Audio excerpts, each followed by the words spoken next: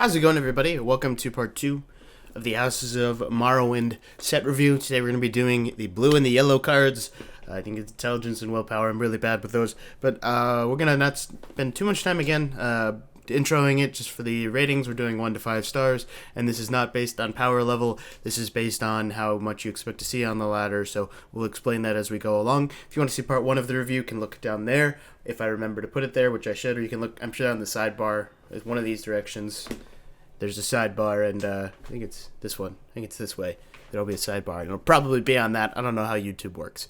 But we're going to jump in with the intelligence cards, and we're going to start with this one, which is Ghost Gate Defender. 1 cost, 1/3 guard, exalt 3, deal 2 damage to a creature. We're going to open up very poorly with a 2-star card. Very close to a 1-star. I don't think this is going to see any play. 1 cost, 1/3 guard, I think is pretty bad. The fact that this has guard is the only reason that you think like maybe it might see something. Exalt 3, deal 2 damage to a creature. So if you do that, then it's basically a slightly better version of Ash Servant. Ash Servant's nowhere near seeing play. Doomcrag Sorcerer, it's kind of funny if you want to make Doomcrag Sorcerer a thing. But I don't think it's going to be seeing any play. I don't think it's even close to powerful enough. 6th House Amulet, 1 cost, 1/1, summon if the wielder... Hey look, somebody followed me during... That's kind of funny. Who the hell is following me right now? 1 cost, 1/1, summon, the wielder has 5... If the wielder has 5 power or more, it gains a ward. This is going to be another 2-star card. Don't think this is going to see any play. I think compare this to something like a lesser ward. You're paying 1 cost for a +1/+1 buff. That's not even worth 0. That's on an improvised weapon, and improvised weapon doesn't see play, although you are combining the 2 cards. I just don't think it's very good. I think it's conditional. I don't think there's like any scenario where you wouldn't just rather play a Lesser Ward in your deck. And Lesser Ward is played in exactly one deck. And this doesn't have synergy with that either. This doesn't have synergy with the deck that already plays Lesser Ward. This would be something else entirely. I just don't think it's very good. Barrelzar's Tinkering, 2 cost, Betray action, transform a creature into a random creature that costs 1 more. Something very important to realize with these cards. First we'll mention what Betray is, because this is the first one we've seen, I believe. Besides the base experiments, you can cast this again by sacrificing one of your own creature. You don't have to pay any cost for the second cast, so it's 2 cost. Cast it twice if you sack a creature. Transform a creature into a random creature that costs 1 more. It's key that it says a creature and not a friendly creature, so this is not the same as Desperate Conjuring because this can be used on enemy creatures. Example would be the Baroness. Use a Baroness to prevent the draw, or a Sower to prevent the damage to your face. That's a pretty niche scenario. We're going to call this a 3-star card. I see it seeing some use because of that. And then obvious synergy with stuff like Prophecies. Any Prophecy is usually overcosted, so you use Barrelzar's Tinkering. A pretty versatile card, although I don't think the power level is that high. Something to keep in mind compared to a game like Hearthstone where this effect is, not as good, is that, first of all, when you summon something in this game, its summon effect triggers, so usually you will get some immediate impact because there's a lot of summon creatures in this game. And then secondly, again, there are a lot of summon creatures in this game, so you will be seeing immediate impact out of this a decent amount of the time. I don't think it's super powerful, but I do think it's going to see some play, just people experimenting with it. Falling Wizard, 1-star card, amazing flavor, completely unplayable. Even with a Divine Fervor, it's a 2 cost 6/1, which is terrible. We're not going to spend that much time on this. It's hilarious. It's really, really bad. Moving on. Mage's Guild Recruit is going to be another 2-star card. Just not a fan of this card. I think this is basically a Septum Guardsman. Obviously, it enables some really cool things, and potentially this could find its way to a combo deck, although combo decks in this game have always been very iffy, but I don't really see it. Yes, you're reducing the cost of an action, so you could say in a Fringe scenario you can get a 4-cost Ice Storm or a 6-cost Dawn's Wrath, and that's pretty fantastic. That's going to be great when it lines up, but it's going to be difficult to assemble that early on in the game because you're looking at a scenario where you would have to be keeping this and keeping a high-cost action. You probably don't keep this without a high-cost action. You probably don't keep a high-cost action without this, so it's going to be difficult to assemble that consistently early on. In essence, you're reducing a cost you're paying to, so this is a 0-cost 1/2. That's already in the game. It's a Septum Guardsman, and that doesn't see play. So I don't think this is going to be good enough. I don't think the effect is powerful enough, and the fact that this costs a slot in your deck and a slot in your hand, and it's doing absolutely nothing defensively, and what would have to be kind of a slow deck, I'm not seeing this card at all. Poetic Armiger, Exalt 1, gain a random keyword, 2 cost 2/3. We're going to call this a 3-star card. Just a standard, okay, 2-drop. Blue 2-drops are infamously terrible, so this might see play just based on that. Based on if you miss your curve, you can play this on 3, and maybe you'll high roll with a ward or a lethal. But I think it's mostly just because it's a blue 2-drop that exists. We see Skilled Blacksmith make it into lists because Cunning Ally is such a bonkers card. And I think you probably play this instead of Skilled Blacksmith in a lot of stuff. So we'll see this see a little bit of play just based on the nature of where it's in. But I don't think it's a super high power effect. I don't think it's going to be that good. But 2 cost 2/3, it's okay. And blue doesn't have a lot, so we'll see some play. Satanine Courier. 2 cost 0 and summon, equip a +3/+0 steel sword to a friendly creature. Can be a 2-star card. I understand the Betray synergy, and I think it's reasonable to say, yes, it does have Betray synergy because you can kind of get value out of it without losing too much of a creature, but I think you have better targets than this. I think a 2 cost 3/1 inherently is very low impact, even though the Steel Sword will probably stay on the board if you use this for Betray fodder. Early on in the game, that's not really going to happen that frequently because the Betray actions are a little bit more expensive that you want to be playing that have early game impact, so I'm not really seeing this one. I just don't think the power level is high. The base power level is 2 cost 3/1, and the versatility doesn't make it good enough to make up for that. So I'm not seeing this one see a ton of play. People will try it in Betray decks, and I think they'll move on to better things. So 2 cost 3/1, 2 stars. Temple Conjurer, this is a 1-star card. Exalt 4, summon a 5/3 Flame Atronach with Breakthrough, so it's either a 2 cost 2/2, which is terrible, or a 2 cost 2/2, summon a 5/3 Flame Atronach, which is a worse version of Conjuration Scholar, which is a card that sees no play. So 2 terrible cards. You don't want either of them on turn 2 or on turn 6, and the versatility doesn't make up for it. 1 star, I don't think it's going to see any play. Burning Touch. Prophecy, deal 2 damage to a creature. This one's going to be a 1-star card as well. Firebolt is not worth extra 2 mana for Prophecy. Prophecy is maybe worth 1. If this had 2, I would see it there, but this is so low impact for what a Prophecy does. I'm not going to see play in any of the aggressive Prophecy lists like Prophecy Battle Mage. Prophecy Battle Mage isn't going to touch this, so you're thinking only Control, and this is very low impact for Control. Control cannot afford to run a 3-cost card that is a Firebolt. A lot of times they can't even afford to run Firebolt because it's difficult to draw in the late game. Usually doesn't have any impact, so I think this is a really bad card. Not going to see any play. Amazing premium, though. Holy crap, look at that thing. Clockwork City Pilgrim, this is a 3-star card. I think this is actually pretty solid. This is probably the best Exalt card in my opinion because I think a 3 cost 3/3 guard is reasonable, and a 6 cost 5/5 guard, while being terrible, is at least doing something. So this is I'm a fan of the Exalt cards, if any of the Exalt cards, the ones that you can play without exalting them, because I think that's what the mechanics should be. You play it and it's reasonably statted. Oh, this is a little bit understatted, but you play it and it's reasonably statted, and then if you have extra mana to spend, you get use out of that mana rather than just hanging it. I think that's where Exalt's going to be good, and that's exactly what this card does. Still pretty low power level card, so I don't think it's going to bring Exalt up in any way. I'm not sure what kind of lists this makes, so maybe 3 stars is too high of a rating because I'm not sure where this is even going to see any play, but I don't want to rate all of the Exalt cards 2 or 1 star, so we'll at least give them a 1/3. This one I'm not actually counting as an Exalt card, by the way. Enamor's Keeper, 3 cost 4/3, Exalt 5, equip a +5/+0 Heirloom Greatsword on Enamor's Keeper. I'm going to call this one a 4-star card. So I think this is not going to see play in Exalt decks because I think this is way against what the Exalt game plan is. I think this is just going to see play in mid-range decks. I think this is pretty fantastic. I think ever since the attributes are nerfed, people have been trying to find a way, especially an Assassin, to make Heirloom Greatsword work, but it's a difficult card to put in your deck because you can't ever play it as a 3-of. It's way too clunky for that. This removes a lot of the clunk from an inherently very powerful card because if you don't want it or don't need it, it's a 3 cost 4/3, and that's not great, but it's not really a downside, and there's a huge upside of the Heirloom Greatsword. If you're late game and you need that extra reach, you can just generate an Heirloom Greatsword out of nowhere. So I think this is going to see a decent amount of play. I see this in mid-range Assassin specifically. Potentially could be making some other mid-range blue decks because Burst is awesome in that. So I really like this card. I think it's very solid. I'm going to call it 4. Vigilant Ancestor is going to be a 3-star card. I see a lot of potential in this one. 3 cost 5/4 guard. Vigilant Ancestor is permanently shackled. So I think that's actually really, really powerful. The problem is it's always very difficult to play a defensive card that gives your opponent the initiative. Obviously, you would rather this be a 4/5 than a 5/4, but I think it needs to be a 5/4. If it was a 4/5, it would be busted. But 3 costs just killing your opponent's Mammoth. This is probably doing more than 3 cost cards generally do in Control. So I think it's going to make some Control lists. I don't think it's going to be An auto include specifically because they don't really need so many early cost cards, and they're already running Daggerfall Mage, so this needs to hit a very specific spot. If it is aggressive meta, I think you're going to see a decent amount of this card because it's a guard that's sort of immune to silence. Not immune to silence, but if they silence it, you get a benefit. So I think it's a very interesting card that's going to see a lot of experimentation, but it's only going to be good in very specific metas. So I'm going to hedge my bets and call it a 3 rather than say the meta won't be right for it or will be, because I'm not that smart. I don't know what the meta is exactly going to be. I think this, if the meta is right, this could be a really powerful card. Wild Clumsiness, 3 cost, action, betray, shackle a random enemy creature in each lane, so maximum of 4 creatures. I am going to acquiesce as somebody who hasn't played a lot of Shackle on the people who do, and the people who I've talked to who are big fans of Shackle Assassin think this card is hot garbage. The people who don't play Shackle Assassin think this card is hot garbage, so I am going to say 1 star.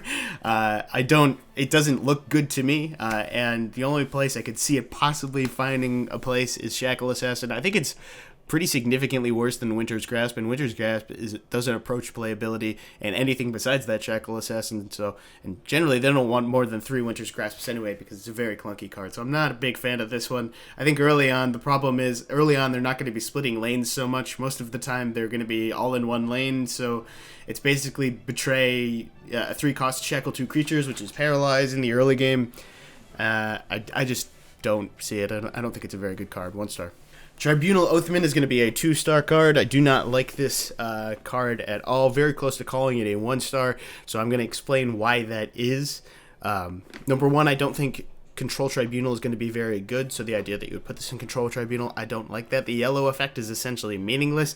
It's a worse version of Rift and Lawkeeper. If you play the yellow effect, the only thing you'd be doing is getting both of these triggers, which would only happen in a Tribunal deck. And it's very difficult to actually get a Tribunal card out. You need basically two cards of each color, because the Tribunal card that is a creature is either there's 1 unique or 3 7 costs. So getting this early on is going to be very difficult. The other thing you might think is something like a Sorcerer. Would you play this in Sorcerer? Is Control Sorcerer or Ramp Sorcerer even going to be a thing? I think the answer to both of those questions are no, so I don't see anywhere where this card fits. Again, very close to calling this a 1-star. The versatility, maybe. This is something, if I'm incorrect about Tribunal, it could find its way in, so I'll hedge my bets, call it a 2-star, but I think this is a very bad card. Ash Piercer. It has been lovingly named by the people of Twitch and Reddit as Trash Piercer. 5 cost 3/4 summon, deal 3 damage to a creature if you have a creature with 5 power or more. I don't think this effect is hard to hit, but I think there is a cheaper card with the same stat line that instead of dealing 3 damage once, draws a card after every turn. So compare power levels on those two, and this one doesn't look quite so good. I don't think it's that big of a tempo swing on turn 5, even if you hit it, it's not going to be too hard to hit it. So I'm going to call this a 1-star card. I'm not seeing this see any play. I think the power level is just way too low on this. Tirana. 5 cost 3/8 after you play an action. Shuffle 3 0 cost copies of that action in your deck. This is a 5-star card. This is very, very good. I love this one. So it's inherently a little bit more clunky than it appears. There's clunk built into the card because a lot of times in this you're going to be running low cost actions in the deck, specifically stuff like Firebolt, stuff like Reverberating Strike, Sorcerer's Negation, Cruel Fire Bloom, stuff like that you don't want more copies of in the late game. But I think the upside is just bonkers on this one. You think about this combined with even just something as simple as Lightning Bolt, Devate's Experiments, Piercing Javelin. There's so many like mid-game targets that you would love to have just 0 copies of, and you do have control over it. You can find some ways to kill things without using Firebolt, or if you're playing Firebolt on the same turn as this, you can play the Firebolt first, then play this so you don't get the 3/0 cost copies. I think the power level is off the charts in this one. I don't think it's going to be as oppressive as everybody thinks it's going to be. I think there's some really cool combos with it, specifically Spirit Knife, which we're going to talk about. This card and Spirit Knife I think is really solid for control. The combo on that is insane. So I'm excited to try this one a lot. I think it's very versatile, fits in a lot of different things. A little bit more clunky than people realize, but the power level is so high that I don't think it's going to matter. Alright, Genius Path Mage, I'm going to call this one a 3-star. This is another one I think I'm going to call basically an incomplete, because what I think is somebody who is smarter than me is going to find a way to use this card. So when it says summon a random creature from your deck with cost equal to your current Magicka, that is current, not max. So if you play this from hand, for example, on turn 12, you hit a 6-cost creature and it will summon it. Or another really, really potential use that a lot of people have been talking about is you just play this on turn 6 and it pulls a 0-cost schemer. So that is also a potential thing. So if you don't run any 0 costs and a schemer has died, you're always pulling that. There's also the potential for altar lists. Very, very interesting card. There's a lot of different stuff you can do with this. I don't think there's any way. I am not so self-indulgent that I'll say I know whether this is going to work or not. My first inclination is that it'll probably be too clunky, but this is one that needs a lot of testing to figure out whether this is going to be good enough to kind of push some of those archetypes higher, or even just make standard control lists if the schemer thing is good enough. So really, really interesting card. This is one that a lot of people are going to experiment with, and it's very difficult to judge it at this time. We'll call it a 3-star. It could be a 1 or a 5. It honestly could be anything, and I'm not so self-indulgent to say I know exactly what this card is going to be. This thing is crazy. Lame Corpus, terrible. Most boring card in the set. Moving on. Tel'Vas Magister, 6-cost, 5/4 ward. At the end of your turn, you gain a ward. This is going to be a 5-star card. I love this thing. This thing is amazing. 6-cost, 5/4 ward fights amazingly. If you guys have played High King Emmerich, you know how much that really just kind of it's useful as a body, even past just the summon effect.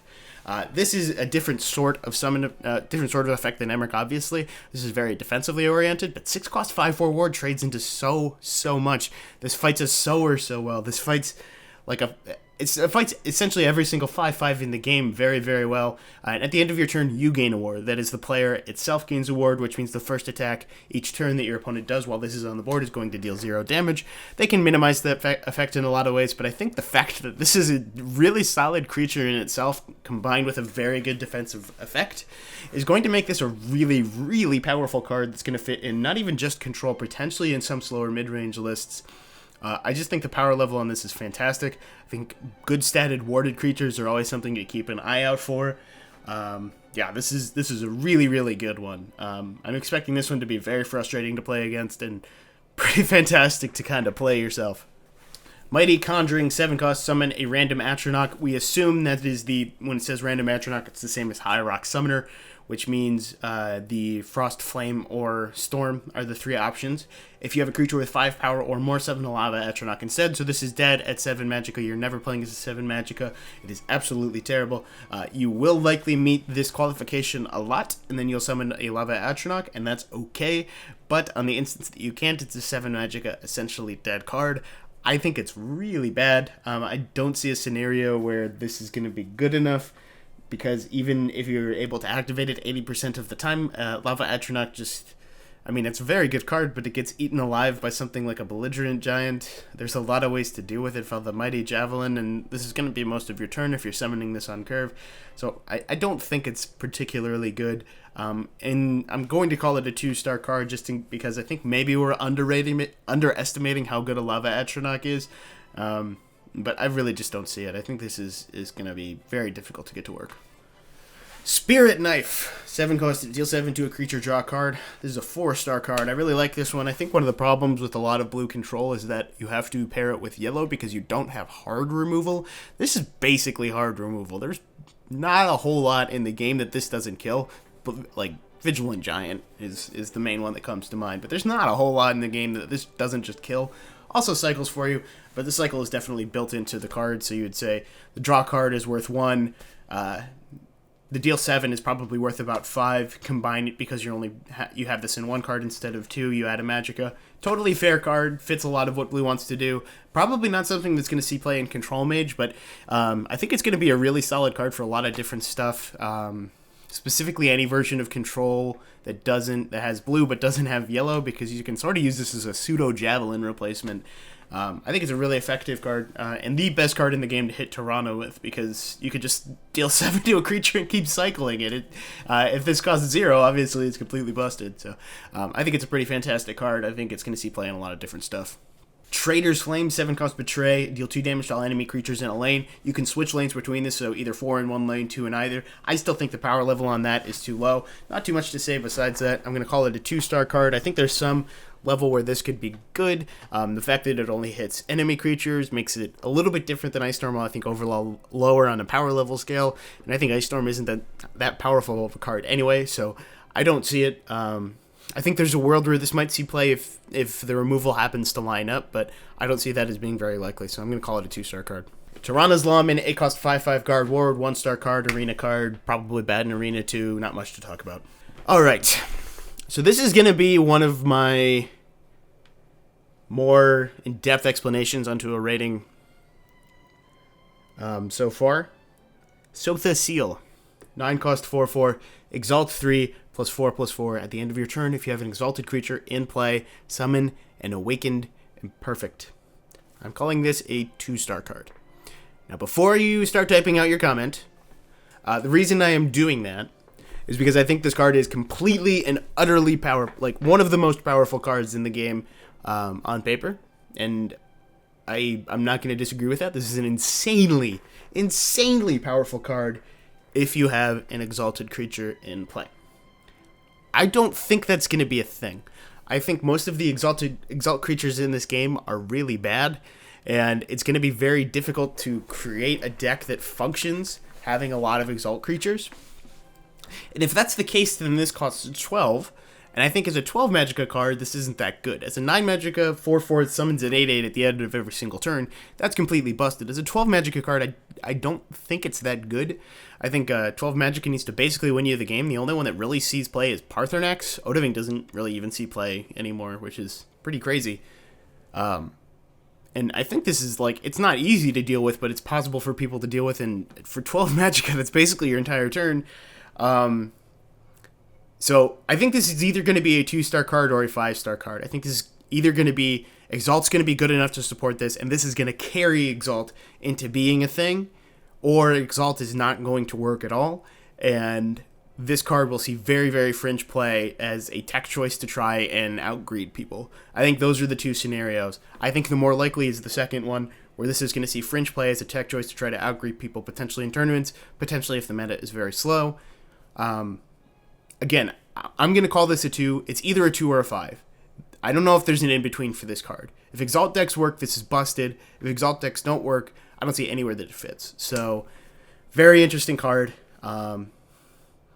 Really powerful card. But I don't know where it goes. Alright, moving on to the Willpower cards. Orvis's Bargain, 0 cost, give an enemy creature -1. And give a friendly creature +1 this turn. Going to be a 1-star card. Really, really low impact. Same as the Bushwhack card. I don't think this is going to see any play. I don't see any deck that this fits in.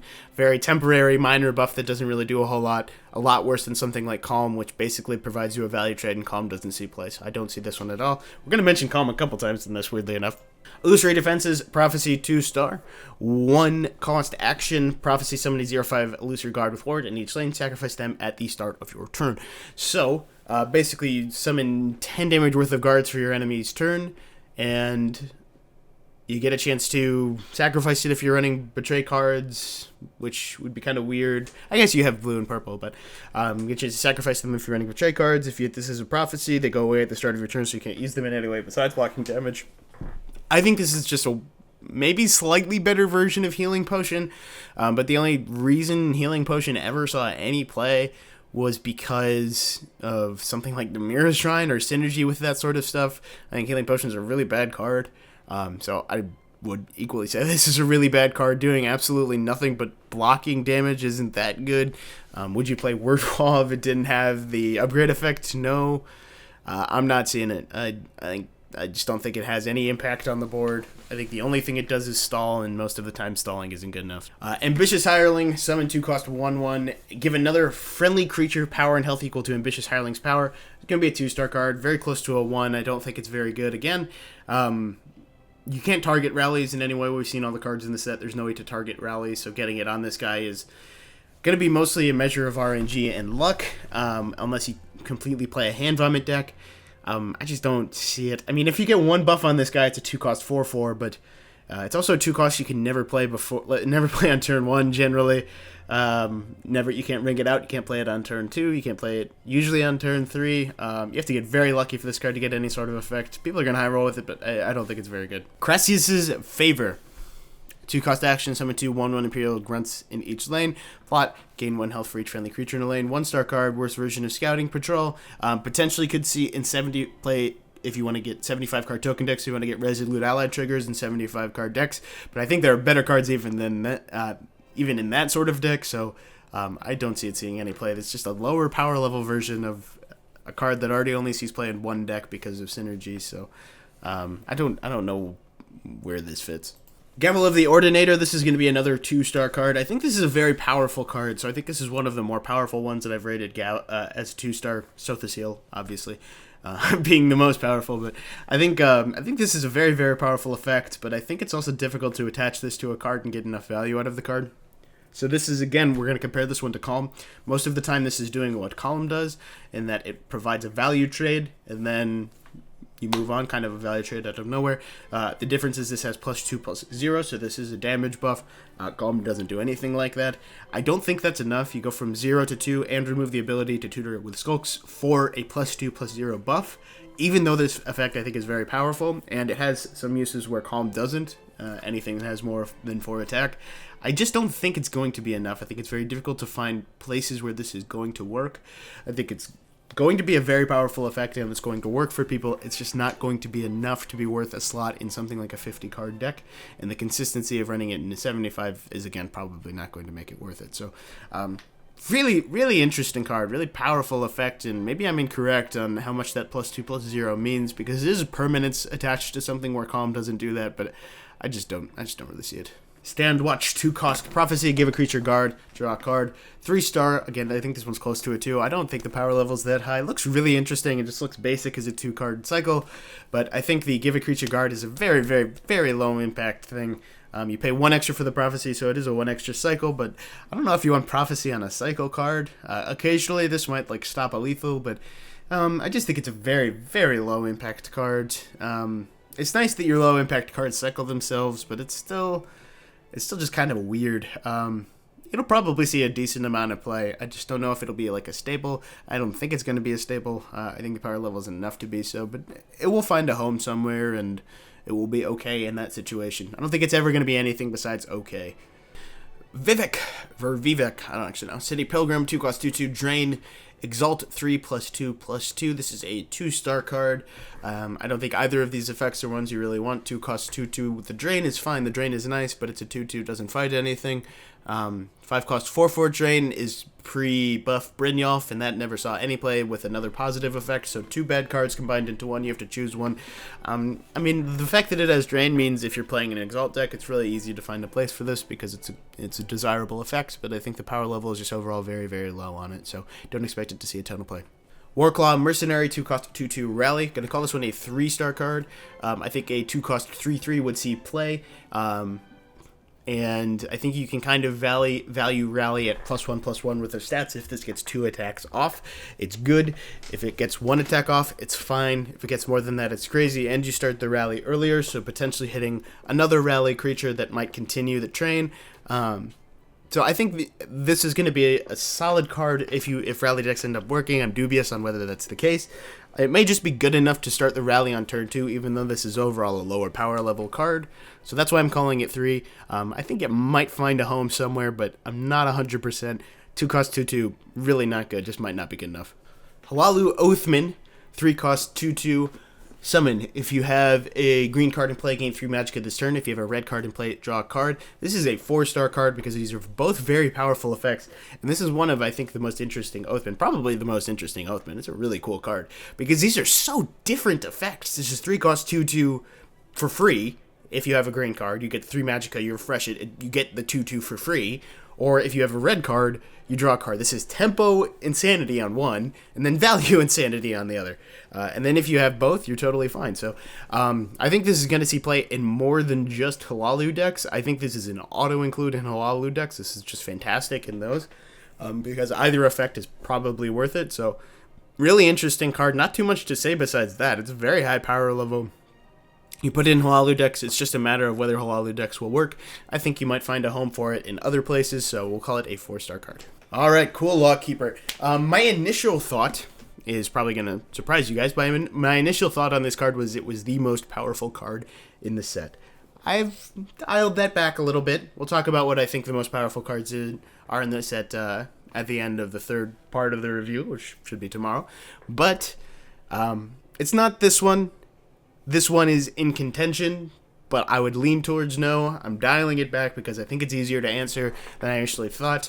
With that out of the way, now I can talk about why this card's amazing. This is a 5-star card. Cool Lawkeeper, 3-cost 1/6 guard rally.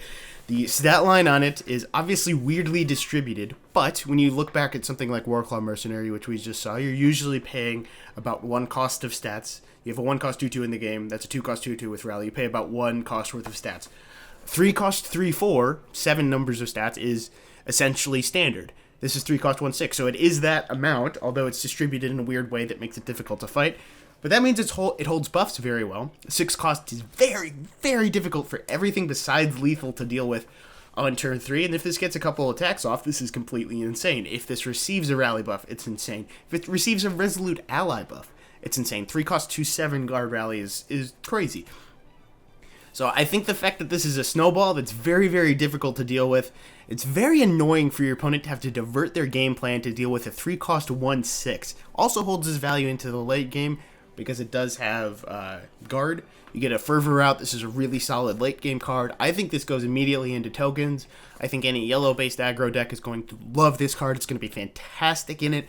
Really weird stat line. Really weird, but I think it's going to hit a perfect spot. I think it's just a really, really high power level card that even though it's only a 1-attack card, I think that's not going to matter enough. I think this card is just crazy good, and I think it's going to see it play in a lot of yellow aggro decks. I moved back from best card in the set. I don't think that's true anymore, but I think it's fantastic. 5 stars. Prison Ship, 3-cost 0/5, summon shackle an enemy creature while you have Prison Ship. Really interesting effect. Something we've seen in a lot of other games. I think the power level is just way too low. I think it's so easily dealt with. It's another thing that's just a stall, and you're paying 3 for it, and you're also paying a card for it. So going to give this one a 1 star. Really interesting effect again, but I just don't think its power level is high enough. It might be really good for slowing down aggro, and potentially quite good in East Empire Crafter decks, but still, I'm not seeing it. Maybe a 2-star on a good day, but I'll stick with my gut, and I'll say this is a 1-star card. Grand Inquisitor, 4-cost 2/3, exalt 4 +3/+3, summon, destroy a creature with less power than Grand Inquisitor. That is less, not less or equal, so this cannot kill a Skulk. As is a 4-cost, it only kills 1 attack creature, so it kills a Fighter's Guild recruit, and not a whole lot else. Cool Lawkeeper, I suppose, if Cool Lawkeeper becomes part of the meta. But I don't think this is very good. I think it's such a low power level, you have to exalt this for this to be good. 8-cost 5/6, destroy a creature with lower power. Is okay, but you're doing that on turn 8. I just don't think it's very good. I don't think this finds any home. Potentially, I'm underestimating how good that 8-cost effect is, because that is a pretty big swing. So we'll call it a 2-star card, but I don't see this seeing a lot of play. Moonmoth Castellan, 4-cost 4/3 guard. Put a random guard in your hand. I'm going to call this a 3-star card. I don't think this is particularly good, but I may be underestimating how good the draw effect is, because it's worth about half of a card in other games we've seen. But 4-cost 4/3 is obviously very understated. 3-cost 4/3 I think would be not good as well. It does have guard, so that's nice. Plot is not super easy to trigger, so it's nice that this has guard, and you can maybe play it along with another card, because this is probably not something you want to drop on turn 4 anyway. It gets eaten alive by 2 drops, which is crazy. So I don't think it's going to see a ton of play. The draw effect, again, I might be underrating it. This is a very random effect. This is more random than we generally see in this game, so I lean towards this is probably not going to see a ton of play, because usually when you see a random effect, Direwolf Digital is very good at making those effects very tame compared to a lot of other games, except for the next card, which we're going to talk about. But I think we're going to call this one a 3. I think it's okay. Probably not going to find a home, but I might be underestimating it. Morg Tong Nightblade, 4-cost 3/4, summon a 0/1 target with guard for your opponent, slay, draw card. If the text ended there, this would be a 4-cost 4-star card, and I think it would be one of my favorite cards in the set. The text continues. If it's an action, reduce its cost to 0. It remains a 4-star card, and becomes my least favorite card in the set. I hate this effect. I think this is a crazy RNG effect. This is they just nerfed Thieves Guild Recruit because of how swingy that was. And I think this is insane compared to that. I've drawn in the test server a 0-cost Dawn's Wrath, and it's a situation where it's like your opponent is incorrect for playing around that, and then you punish them for taking the correct line and not playing around a 0-cost Dawn's Wrath. It's completely insane that this is on the card. I really just don't understand it because they've never really done anything like this besides Thieves Guild Recruit, and that just got nerfed for that reason. And I don't understand. As a base card, it's solid. I think you can probably play this in a lot of stuff that runs Schemer right now because I think it fights a lot better than Schemer. So it might be closer to a 3-star card on overall power level, but I think it fits okay into a lot of control lists. But holy cow, I don't understand this, why it has the action part. I honestly just don't. I don't think this should be in the game. I think you can remove the last part. It doesn't change the card a lot. It just makes the card significantly more fair and significantly less absurd. I just don't know why that's in the game. Writ of Execution. 4-cost, choose an enemy creature. At the start of your turn, destroy it and put a completed contract in your hand. Gonna call this a 1-star card. I think in some cases you might want redundancy with the sort of kill effects, but we're gonna do what I shouldn't do and compare this game to Hearthstone again. There is a 2-cost action in Hearthstone, which does the same thing to all creatures that sees no play because giving your opponent initiative is very bad.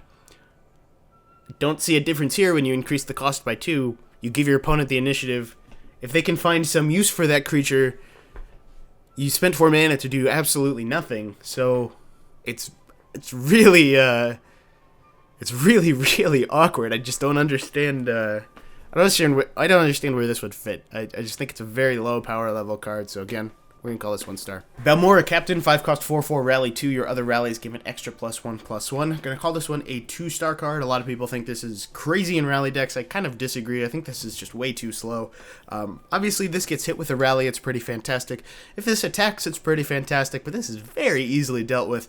I would compare this to a Markarth Bannerman, but in a, I think it's not going to be as powerful effective as a Markarth Bannerman because when this attacks, so you say you're getting the +2/+2. Bannerman, you're getting 2/2, but it has charge, and you can control that in a lot more ways and use cards that have synergy with it. So I just think this is obviously very powerful, but it's very, very slow, and I don't think the payoff is enough for how slow it is to be worth putting it in a deck that I think wants to be pretty aggressive. So I could be wrong about how powerful this effect is, but I really just don't think it's going to get there. So I'm going to call this one a 2-star card. Dren Bodyguard. Arena card, not going to talk about it, 1-star. Ebonheart Oracle, 5-cost, 35, drain double the amount of health you gain. I'm going to call this one a 4-star card. I think Undying Dragon saw a decent amount of play. I think this is probably better than Undying Dragon. I think this is very difficult for an aggro deck to deal with because it comes down 1 turn earlier. It's going to be in a situation where a lot of times even the best aggro decks aren't going to have you dead by turn 5. So having a 3/5 drain that's going to be pretty survivable, going to heal you for 6 every time it attacks, and has synergy with other stuff you might have in your deck, like a Broom of Profiteer, like a Dawnstar Healer. I think this is just a really solid card.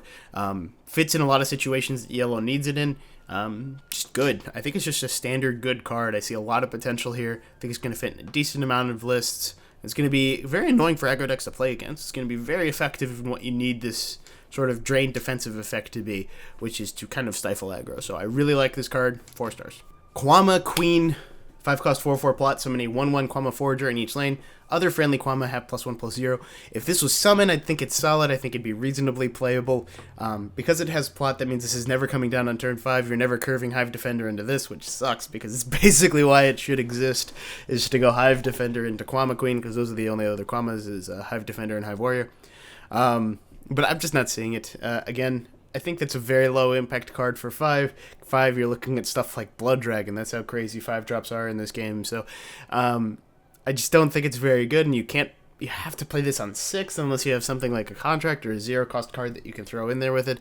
I'm not seeing it at all. I really think the power level is just not there. It's not worth it for the plot, and it's a very awkward card to use. So I'm going to call this one a 2-star. Light of the 3, 5-cost, 4/4, Exalt 2, give other friendly creatures in this lane +2/+2. Gonna call this one a 2-star card. I think this is, in most cases, just a worse version of Clockwork Apostle. Consider Clockwork Apostle gives a +4/+4. Unless you have a full lane, this is either going to be the same as Clockwork Apostle or worse, just divvied up in a different way. 5-cost, 4/4 is obviously completely unplayable, so you have to play this in its 7-cost version. And I think it's going to be difficult to get full value out of that. It's reasonable if you can find ways to make Exalt decks work, or even potentially just in a slower token list, you might be able to find room for this, but I really do think even token lists right now don't want to run Clockwork Apostle, so this has to fit in a deck that doesn't really exist yet. It's close to a 3-star, I think the power level is there, I just don't think this fits anywhere that something else doesn't fit better, so we're going to call it 2. Vivek, 5 cost 5/5. Exalt 3+5/5. When you have an exalted creature in play, you can't lose the game. So, I think this is going to be another 2-star card. I don't think this needs to be played in Exalt decks. I think you can find room for this in a control deck. I just don't think this is good in a control deck. 5 cost 5/5 is a Tusk Bristleback. We've seen a lot of cards like, oh, worst case, it's a 5 cost 5/5. Turns out that's pretty bad. And then it's also an 8 cost 10/10. When you have it in play, you can't lose the game. Something to keep in mind with this card is this does not leave you at 1 health. You go into the negative. So when you play this card and somebody, say, would have killed you the next turn, they will put you at something like -6 instead of killing you. And then as soon as Vivek leaves the field, you will lose the game. So then it just becomes you have to like get an extra 10 attack, kill the Vivek, or find a Javelin, or find a Silence, or find a whole number of different answers. So many answers for this in the game, and one of the answers is to just kill him with your own creatures after you set your opponent to, negative health. Because this doesn't give you like an aura that keeps you at 1, which is a very important thing to realize. So I think it's going to be too slow. I don't think it's going to be that effective of an effect. So I'm not really seeing anywhere where this goes. So I am going to call this one a 2-star card. Umbra, 6 cost +3/+5. At the start of your turn, the wielder battles an enemy creature of Umbra's choosing. From what I understand, this basically means random creature, which means I'm going to call this a 2-star card. I always want battle effects to be good. I really think they're super interesting, but 6 cost 3/5 battle a random creature at the beginning of each turn is a very difficult effect to kind of use in a good way, because if it battles the wrong one, then 6 cost is a very, very high effect. Also at the start of your turn, so your opponent can kind of deal with it before that's relevant. The immediate impact of +3/+5 is very nice, but I don't think worth 6 cost. So I struggle to find a place where this goes, but it's a reasonable power level. It might be something worth experimenting with. I will just call it a 2-star card. Shrine Guardian. It costs 8/8 guard. When your opponent summons a creature, reduce its power to 0 until the start of your turn. So essentially what this does is it is going to, number 1, if they get a prophecy, they will not be able to attack with it on their turn. Number 2, if they play a charger, they will not be able to attack with it. So really interesting effect, still going to call it a 2-star card. Don't think it's particularly good.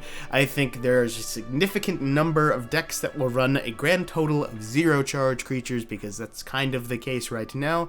And I think if you want to try and target aggro, an 8 cost 8/8 guard sounds like a really good thing to get hit with an Earthbone Spinner, or a Belligerent Giant, or a Shield Breaker. So, not seeing a ton of value on this one when you compare it to other 8 cost cards. You're comparing it to something like a Vigilant Giant, which draws a card, which is a much better effect than this. If the meta becomes completely full of charged creatures, you might see this see a little play, but if it becomes completely full of charged creatures, you're also going to be in serious danger of dying before this ever sees the light of day. So I'm not seeing it. I don't think it's going to see any number of play. People will experiment it with it quite a bit because it looks like a very powerful effect, but I don't think it's that good. I'm going to call it 2 stars. And then lastly for today, we have Shodala's Treachery, 9 cost action, destroy a creature, plot, steal the creature instead. So if this is at least the second card you've played this turn, this is the Marok effect, but without a 5/5 body. I'm going to call this 2 stars. Again, really the earliest this comes out is turn 10, so 1 turn earlier than Marok, you get to run more than 1 Marok effect. But is this really any better than Arrest? This is so much more clunky than Arrest, and just costs more, it's slower, it's really bad against aggro, it's really bad in a lot of situations. And if the meta becomes very greedy, and that's why I'm going to call it 2 stars, if the meta becomes very greedy, this might be something to look at, because this is a very, very greedy card, and this is going to be really good in stuff like Control Mirrors, but I think it's really, really slow. I don't think the impact is that good. I think it's a worse version of Marok, and a lot of control decks are cutting Marok these days, so I'm not seeing a real place for this card. Really interesting effect, one of the best premiums that we've seen in this set, but not seeing it. Alright guys, that's going to do it for me today. Tomorrow we will finish off this review with the agility cards, the endurance cards, and the 7, I think, neutral cards that are in this expansion. We'll also do a wrap up then, and I'll talk about what I think the best and worst cards of the expansion are and what I expect to see in the upcoming expansion. So stay tuned for that. Thank you very much for watching. We'll be back tomorrow with the conclusion of my dumb Houses of Morrowind review. Have a great day, guys.